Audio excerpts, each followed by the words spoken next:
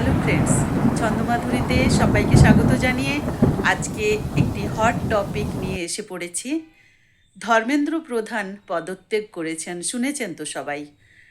এই ধর্মেন্দ্র প্রধানের পদত্যাগে কার কি ভালো হলো? ছাত্রদের কি কোনো ভালো হলো?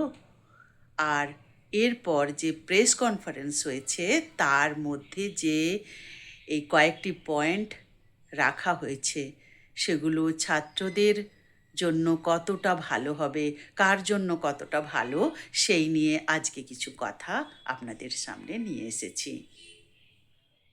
বন্ধুরা, আজকের যৌথ প্রেস কনফারেন্সে ধর্মেন্দ্র প্রধানের পদত্যাগের পর সরকার যে বড় আশ্বাসগুলো দিয়েছে সেগুলো সংক্ষেপে হলো: পরীক্ষা ব্যবস্থার বড় সংস্কার করা হবে, প্রশ্নপত্র ফাঁস রোধে নতুন নিরাপত্তা ব্যবস্থা, প্রযুক্তির ব্যবহার এবং আরও কঠোর নজরদারি আনা হবে। তাই কি হোক?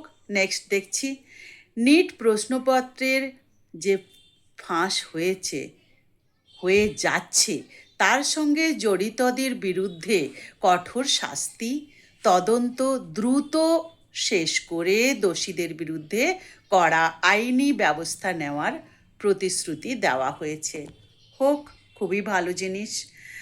ছাত্রদের ভবিষ্যৎ সুরক্ষার প্রতিশ্রুতি সরকার বলেছে, ভবিষ্যতে পরীক্ষার বিশ্বাসযোগ্যতা বজায় রাখতে প্রয়োজনীয় সব পদক্ষেপ নেওয়া হবে। 4 নম্বর কি বলছে আসুন শুনি। আন্দোলনকারীদের বিরুদ্ধে প্রতিশোধমূলক ব্যবস্থা নেওয়া হবে। শান্তিপূর্ণ আন্দোলনে অংশ নেওয়া শিক্ষার্থীদের বিরুদ্ধে ব্যবস্থা না নেওয়ার আশ্বাস দেওয়া হয়েছে। তারপরের 5 নম্বরে আসছি, শিক্ষা ব্যবস্থার দীর্ঘমেয়াদী সংস্কার। শুধু নিট নয়, পুরো জাতীয় পরীক্ষা ব্যবস্থাকে আরও স্বচ্ছ ও জবাবদিহিমূলক করার জন্য বলা হয়েছে। এর ভালো দিকগুলো কি একটু ভেবে দেখলে বলা যায় যে ছাত্রদের দাবি সরকার গুরুত্ব দিয়েছে। পরীক্ষার ব্যবস্থার যে সংস্কারের প্রতিশ্রুতি সেটা একটা ইতিবাচক।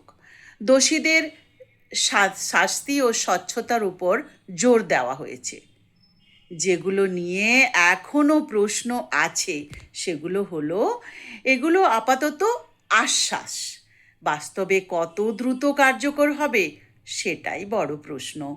সরকারের যে সংস্কার করার নির্দিষ্ট সময়সীমা ও বাস্তবায়নের বিস্তারিত পরিকল্পনা এখনও পুরোপুরি স্পষ্ট নয়।